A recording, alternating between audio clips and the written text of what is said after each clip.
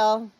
So I was just editing this video, and after watching it back, I was like, dang, I don't know if you can show this, Nina. Just a little trigger warning. I was a little crabby when I found what I found in the greenhouse, but I did rein myself in at the end. I pulled myself out of it and was in a good mood by the end. But this is a real example of real gardening. There's lots of problems and obstacles, and you just keep pushing through, and that's when you learn stuff. So if you're okay with watching Nina have a little temper tantrum in the greenhouse, please proceed.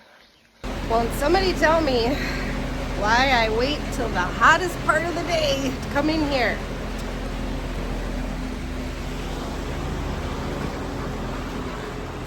So I've got a new problem. Notice how these leeks are gonna flower. Well, I thought I'll just leave them here and collect the seed, because you can still eat them when they're, and we've been eating them. Well, apparently the spider mites love them. So now I gotta go get a dang bucket, and I'm gonna yank all these out, hopefully not shake them all over the rest of the plants.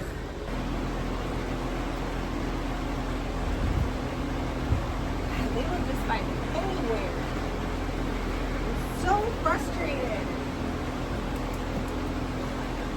I thought I was kind of trapping them all by the carrots, because they seemed to like the carrots when they were flowering. And so I was pulling them out. Now they're on the friggin' leeks. I'm about to break down and use a non-organic chemical. Oh, I'm so frustrated. Look out when Nina's about to use a non-organic or inorganic chemical. Oh. That's my biggest problem, right? But it is a big problem. These tomatoes, they like the hairy stuff. Like the spider mites like the really hairy stems on the tomatoes, on the cucumbers, and that's what's in here.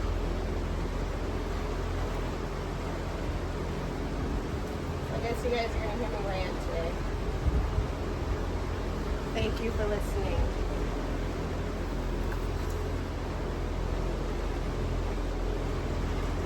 I mean, I'm serious. I'm about ready to just take a bomb.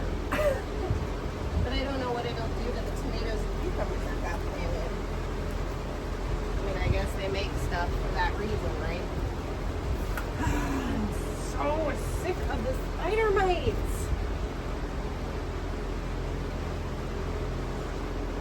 These aren't molting. Maybe I'll leave these. Oh, but these have aphids. Ah! Let's see. Aphids I'm not so worried about. And it's just on a radish that fell down in here. The aphids are fine.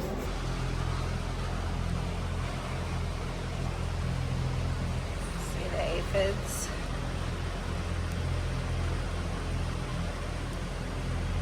Just keep telling yourself that, Nina. Aphids are fine. That's okay. Oh, son of a... Ugh. Look, they're all down here. All in my tomato bed. I better DE this whole bed again. Yeah, and the fan, the fan just blows them all down here, because it's a 72-foot greenhouse, so you have to have a really strong fan to blow all the air down here. You know what else that blows? Spider mites.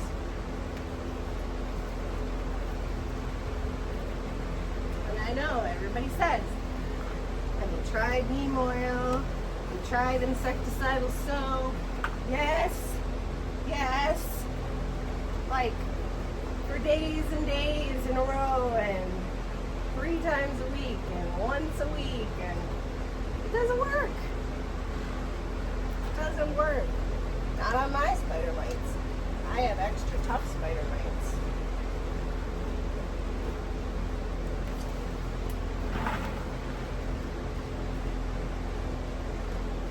At my wit's end.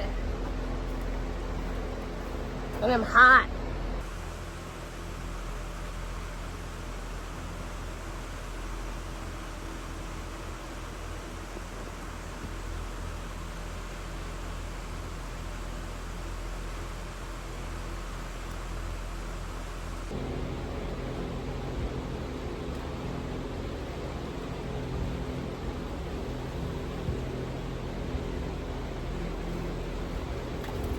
All right, back to watering. Got some little tomatoes in here. This is a variety called Beaver Lodge Plum. So they get, bigger than a cherry, but smaller than a Roma. I'll show you. Can you see those?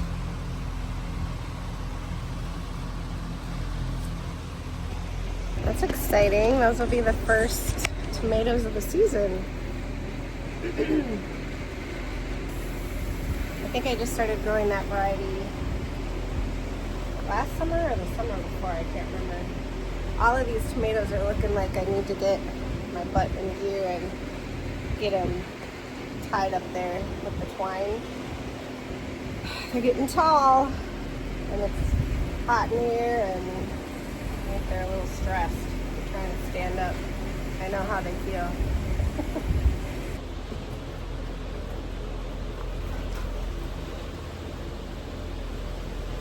The cucumbers are definitely looking good.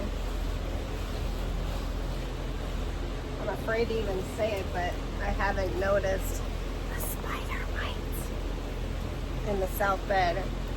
So, but I know they do love the cucumbers. Them and their fuzzy new little buds. That is one thing about season extending things that you do. Anything to extend your season extends the damn pests too. Sorry, I'm getting over it. Because look at those cucumbers. They are beautiful. And even with the spider mites, we get a ton of food from in here.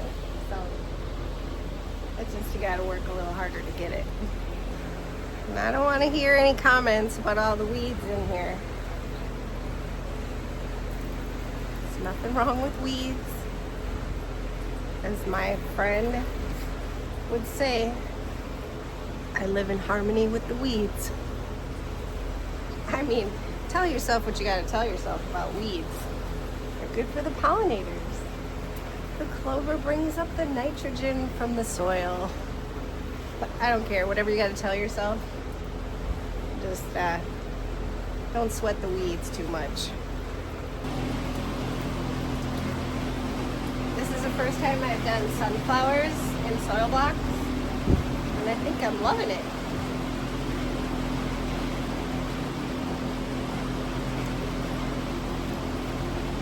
They've almost all germinated, which is my problem when I just direct sow them outside. I also started some flowers in my bootstrap farmer pots.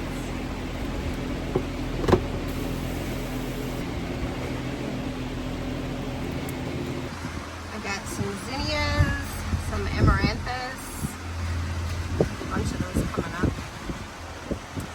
I've got nasturtiums, and I actually direct sowed a bunch of nasturtiums outside too. And I've got marigolds.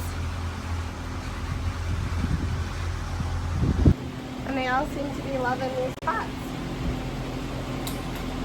And these are my replacement cucumbers, because I planted 10 of the pickling ones for outside, and then we got down into the 30s for like a week, and they died, and Nina didn't cover them.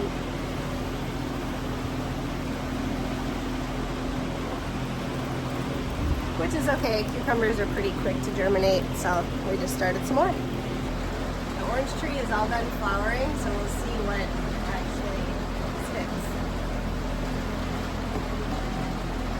I'll show you the little fruit that are on there. So you can see all the flowers are dead now, but the little green part,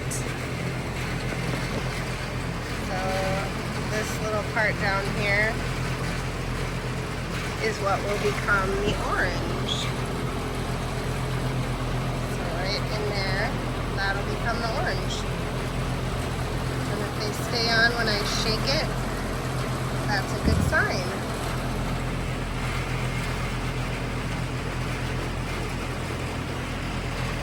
It's possible they got fertilized. And they're self-pollinating. It just would be nice if I had a second orange tree, because I think I would get more then, but they pollinate themselves, and hopefully it did a good job this year. We did get about 15 oranges in January, so, and they were okay, they weren't great. I need to get that tree in the ground. Right now it's actually in a pot. You can see it's still in a pot. So gun shy about putting things in the ground, the fruit trees in here, especially because of the spider mites. They love the fruit trees. In fact, I'm pretty sure that the fruit trees are what brought the spider mites in here in the first place. I should have let them sit outside for the first, I don't know how many months. I should have quarantined them outside though before I ever put them in here. But live and learn, and that's been my hardest lesson to learn in here. But you might be wondering why I still have some of these lettuces back here and back here. Like these things. I'm leaving them in here they act kind of as mulch because they keep the soil a little cooler and damper. Until I can get some better mulch in here, I'm just kind of using the lettuces. And some of them are still good to eat. Like, I'll show you. Like these romaine lettuces, you know, these are great. They're still really good. Something like this, or especially this one's bitter. So when I break off the leaf, you can see, well, maybe not that one. Oh, actually that one's good. Let me find one. Maybe this one. Yeah, so you see when I break off the stem, the white stuff is in there.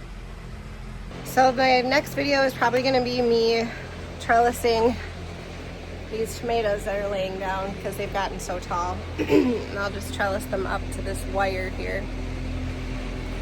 But don't worry, if the spider mites have their way with the tomatoes in the greenhouse, I always have plenty of extra. I still have all of these. And if I'm really in a pinch, I have all of these volunteers all over the greenhouse. So like when a cherry tomato falls and gets covered, this is what happens. Now they'll all be the same cherry tomato variety. I would not be without tomatoes for the summer. We've already been picking lots of cucumbers in the greenhouse. You can see that's the Katerina variety that everybody loves so much. And I also have a bunch of picked Bellas too. Oh, there they are. The unagi, the really long English cucumbers. They'll get much bigger than that even. There's a bunch of them on there. There's the Bella. Is this it? Yeah. I've picked a few of these already too. This is probably the perfect size. I should pick that one. Me always without my clippers. I see the fig is starting to put on fruit too. Let me see if I can find them. There's a few. So who else is like me and you grow these things and you're like, I'm gonna make sweet onion fig jam.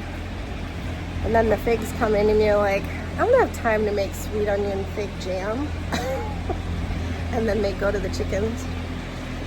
It's okay. I'm telling you, it's okay if that happens. Did you find those aphids on the radish? Yeah, you get rid of them.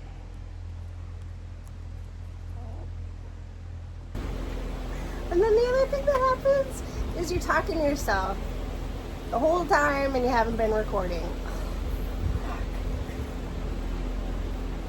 So what I was saying is, it's not all pretty and easy gardening. A lot of times there's pests, it's too hot and you look like crap. But here I am. So thanks for hanging out with me today. If you're new here, please subscribe and we'll catch you next time.